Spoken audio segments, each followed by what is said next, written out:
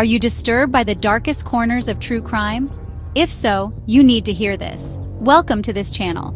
If you're a true crime enthusiast, then this is the place to be. Our case today is a gruesome death of a man at the hands of Catherine Mary Knight.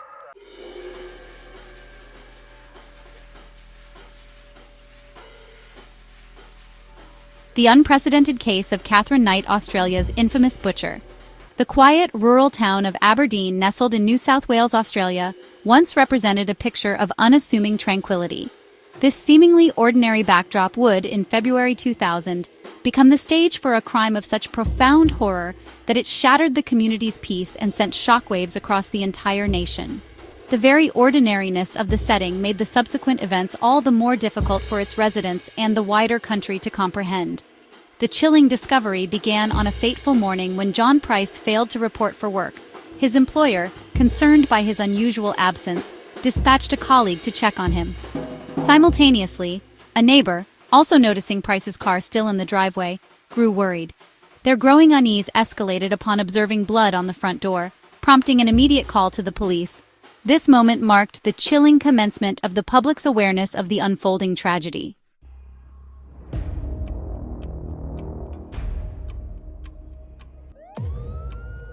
Upon forced entry into Price's home, law enforcement officers were confronted with a scene described as resembling the set of a horror movie rather than real life. The dismembered body of John Price lay amidst unspeakable atrocities. His skin hung on a meat hook, body parts were found cooked, and the perpetrator, Catherine Knight, was discovered comatose from an apparent overdose. The immediate and profound impact of this discovery resonated not only within the small community of Aberdeen but reverberated across Australia, leaving a lasting scar on the national psyche. The sheer extremity of the crime cemented its historical significance. Catherine Mary Knight became the first Australian woman ever to be sentenced to life imprisonment without the possibility of parole in 2001. This unprecedented legal outcome underscored the unique and horrifying nature of her actions, marking a singular moment in Australian legal history.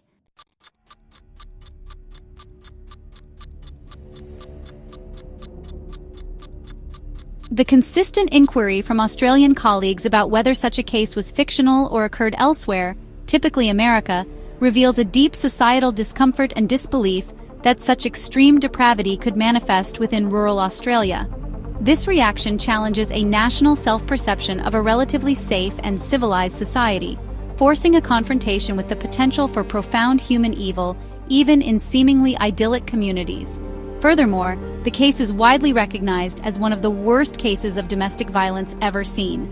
This classification elevates the incident beyond a mere murder, framing it as a horrific culmination of intimate partner violence. It highlights a critical societal issue that often remains concealed, serving as a stark warning about the potential for extreme escalation within abusive relationships.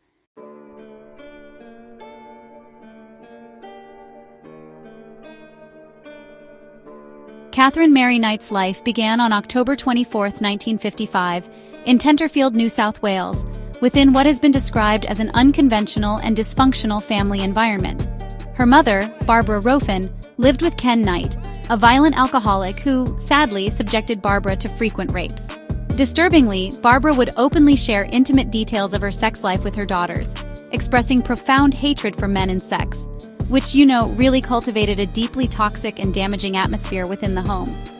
Knight claimed to have endured frequent sexual assaults by several family members, excluding her father until the age of 11. While the precise details of these claims have been debated, psychiatrists accepted her accounts, and other family members largely corroborated the events.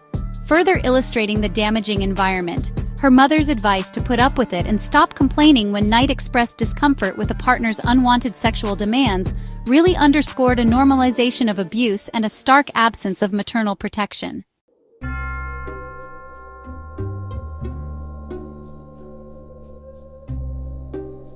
Knight's adult relationships were consistently marked by escalating violence. Her marriage to David Kellett in 1974 was particularly brutal. On their wedding night, she actually attempted to strangle him. On one occasion, she burned all his clothing and shoes and struck him with a frying pan, causing a severely fractured skull, simply because he was late returning from a darts competition. Despite police wanting to press charges, Knight manipulated Kellett into dropping them. After Kellett left her in May 1976, unable to cope with the abuse, Knight's behavior became even more erratic. She was observed violently throwing her newborn baby's pram in the street, and later placed her 2-month-old daughter, Melissa, on railway tracks minutes before a train was due. The infant was, fortunately, rescued by a homeless man. She stole an axe and threatened people in town, slashed a woman's face with a knife, and took a young boy hostage at knife point.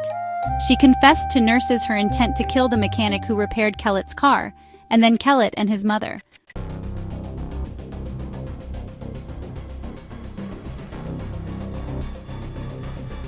Her relationship with David Saunders also demonstrated her escalating cruelty.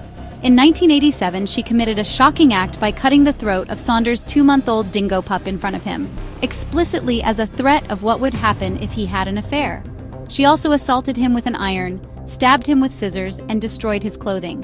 She later obtained a false apprehended violence order against him. In 1991, she had a son, Eric, with former abattoir co-worker John Chillingworth. Their relationship lasted 3 years before she left him for John Price. Townsfolk in Aberdeen widely remembered Knight for her volatile nature and for physically threatening anyone who dared to upset her. The numerous documented instances of extreme violence in her past relationships and against strangers, often with police involvement, yet without significant legal repercussions until the Price murder, allowed her violent tendencies to escalate unchecked.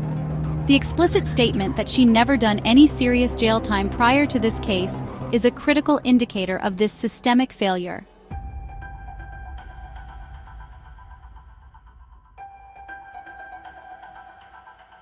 The consistent lack of severe and consistent legal consequences for her escalating violent behavior, such as manipulating partners to drop charges, being admitted to psychiatric hospitals instead of prison, or simply being disarmed, effectively enabled and reinforced her destructive patterns.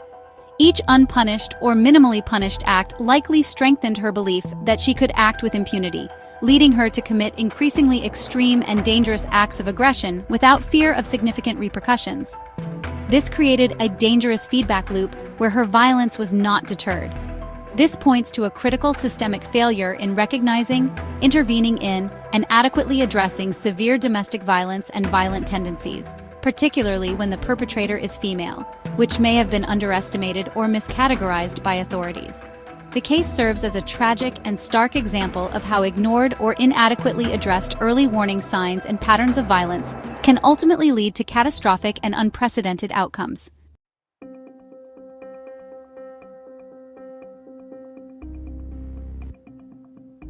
Catherine Knight's relationship with John Charles Thomas Price, aged 44, was profoundly troubled and characterized by her escalating physical abuse, particularly after he expressed his desire not to marry her. This volatile dynamic reached its breaking point on February 28, 2000, when Price sought and obtained a restraining order against Knight to protect himself and his children. Critically, that same afternoon, Price confided in co-workers his profound fear that Knight would murder him if he returned home despite their pleas for him not to go back. He returned nonetheless, sending his children away for a sleepover, and spent his final evening with neighbors before retiring to bed at 11 p.m.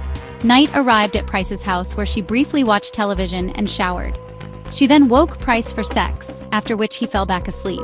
The next morning, around 6 a.m., she launched her brutal attack, stabbing him repeatedly with a butcher's knife while he was sleeping. Blood evidence indicated Price awoke, attempted to turn on a light, and desperately tried to escape, but Knight pursued him relentlessly, continuing to stab him in the back. He managed to open the front door and get outside, but either stumbled back in or was dragged into the hallway, where he ultimately bled to death. Price's autopsy revealed a horrific total of at least 37 stab wounds, many of which penetrated vital organs.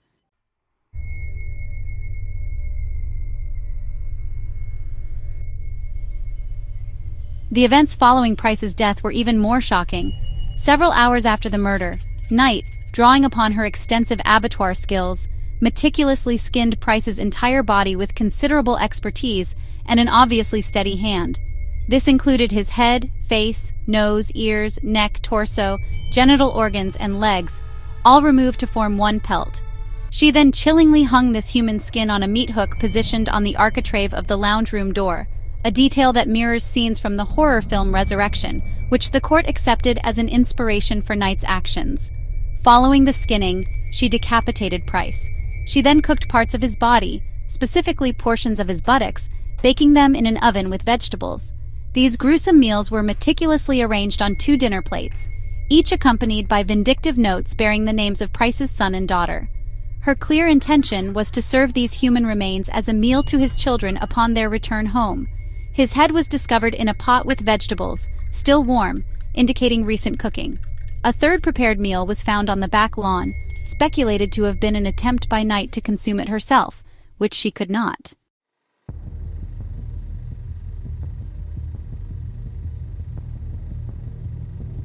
In an additional act of profound contempt, Knight arranged Price's body with his left arm draped over an empty soft drink bottle and his legs crossed, an act interpreted in court as a deliberate defilement.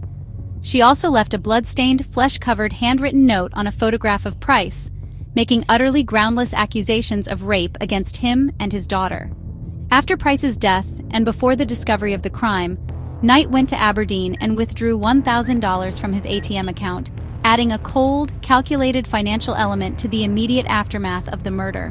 The detailed, almost artistic nature of the post-mortem acts, the expert skinning, hanging the pelt, arranging the body, and cooking the parts, suggests a ritualistic element beyond mere disposal. The court's acceptance that Knight was inspired by the horror film Resurrection, which depicted similar gruesome acts, provides a chilling understanding of how fictional violence can influence extreme, real-world crimes, blurring the lines between fantasy and reality for the perpetrator.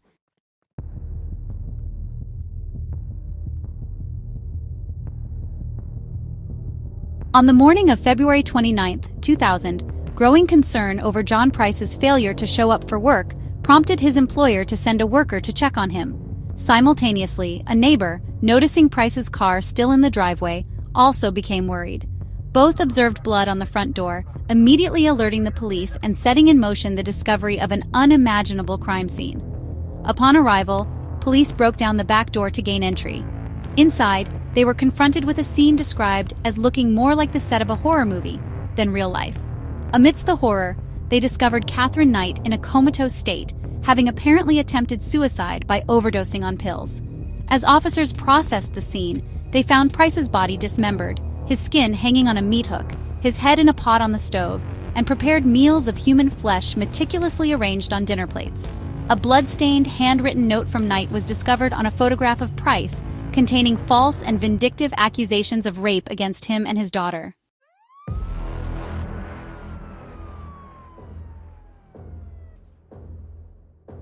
Medics swiftly transported Knight to the hospital. Upon regaining consciousness, she was promptly arrested. A subsequent investigation thoroughly debunked her accusations of rape, finding them to be utterly groundless. She was formally charged with murder on March 2, 2001. The sheer horrendous and beyond the experience of any of the professional people nature of the crime scene had a profound psychological impact on the responding officers, many of whom subsequently experienced stress leave, highlighting the extreme trauma inflicted by the scene itself. Knight's overdose, while appearing as a suicide attempt, could also be interpreted as a final, desperate act of control, or a cynical attempt to evade immediate accountability for the horrific scene she meticulously created, knowing she would inevitably be discovered. If Knight genuinely intended to end her life out of remorse or despair, her subsequent lack of memory and complete absence of remorse in court are highly inconsistent.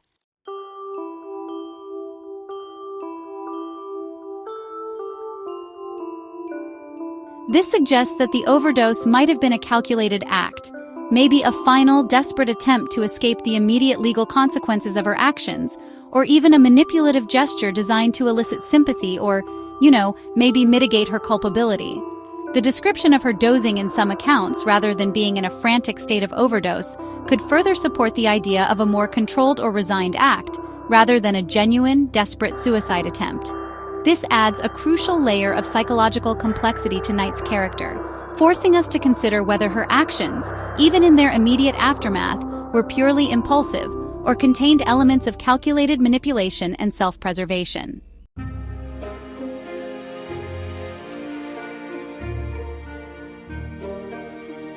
Catherine Knight initially entered a plea of not guilty to the charge of murder. Her trial was first scheduled for July 23, 2001, but was postponed due to her counsel's illness and rescheduled for October 15, 2001. However, on the very morning the trial was set to commence, Knight unexpectedly changed her plea to guilty. A dramatic turn of events, honestly. Following her sudden change of plea, Justice O'Keefe ordered an overnight psychiatric assessment to ensure Knight fully understood the profound consequences of a guilty plea and was mentally fit to make such a decision. Psychiatrists concluded that while she suffered from borderline personality disorder, she was deemed sufficiently sane to know what she was doing at the time of the crime. Knight's legal team had originally planned to mount a defense based on claims of amnesia and dissociation, a strategy that most psychiatrists had initially supported. Despite her guilty plea, Knight steadfastly refused to accept responsibility for her actions and expressed absolutely no remorse for the gruesome murder she committed.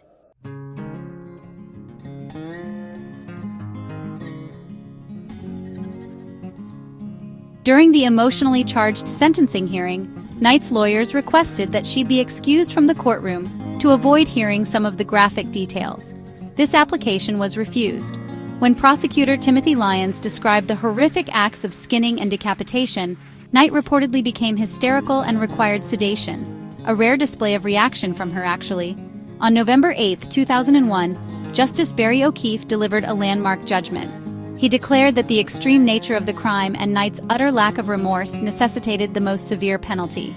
He sentenced her to life imprisonment, explicitly refusing to set a non-parole period, and ordered that her papers be marked definitely never to be released. This historic decision made Catherine Knight the first woman in Australian history to receive a life sentence without the possibility of parole.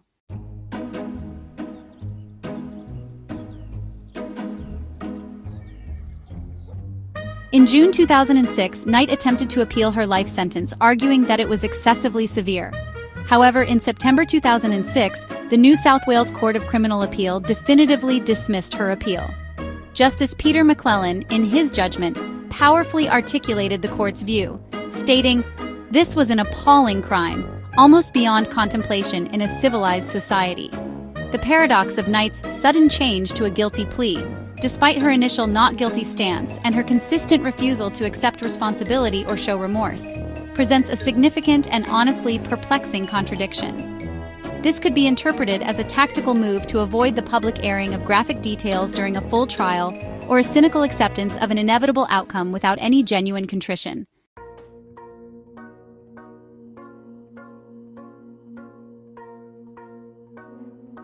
The courts explicitly constructed Knight's culpability as monstrous wickedness. This legal framing heavily emphasized her profound transgression of human norms, her undeniable malevolence, and her unreasoning nature. This judicial language, described as reading more consistently with the genre of horror than that of law, served to justify the unprecedented and extreme nature of her sentence. The legal system's struggle to categorize and punish Knight as a monster highlights a profound societal and legal discomfort with female perpetrators of extreme sadistic violence. The concept of monstrous wickedness was specifically applied to reconcile the notion of a female monster with traditional legal assumptions of feminine passivity or the absence of female agency. This is not just about the severity of the crime itself, but critically, about who committed it. Society and its legal frameworks often struggle to reconcile acts of extreme sadistic violence with traditional female identity, often resorting to explanations rooted in victimhood or madness.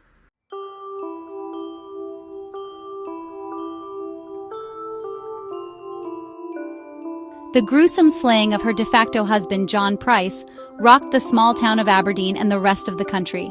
The case garnered immense media attention, becoming a focal point in true crime documentaries, including Crimes That Shook Australia.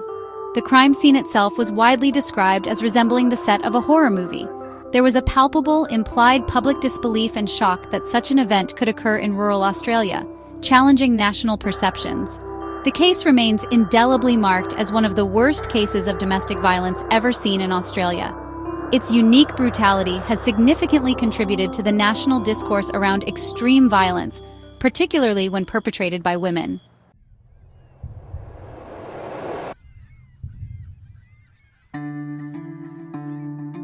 Catherine Knight is currently serving her sentence at the Silverwater Women's Correctional Center in New South Wales.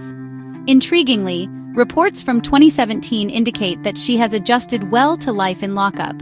Furthermore, fellow inmates reportedly turned to her to negotiate disputes and have given her the surprising nickname the Nana, suggesting a complex adaptation to her prison environment. This reported adjustment stands in stark, unsettling contrast to the monstrous nature of her crime and her documented history of uncontrollable rage and abuse. It raises profound questions about the nature of her pathology. How can an individual capable of such extreme, sadistic violence and with a documented history of volatile, abusive outbursts adapt well to a highly restrictive and structured environment like prison, even gaining a respected, almost maternal nickname? This discrepancy suggests that the prison environment, with its strict rules, lack of intimate relationships, and external triggers, might inadvertently provide a structure that contains her specific pathology, which was primarily expressed in domestic contexts.